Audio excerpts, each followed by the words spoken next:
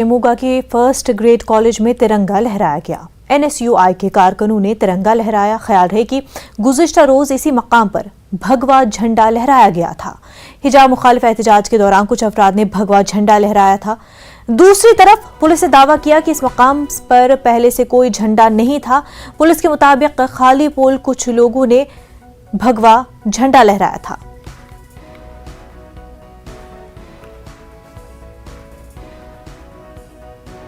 And in place of that a saffron flag was put up, but there was no national flag on the pole. The pole was empty. Only a saffron flag was hoisted on top of the pole, and later they removed that themselves and they took it with them.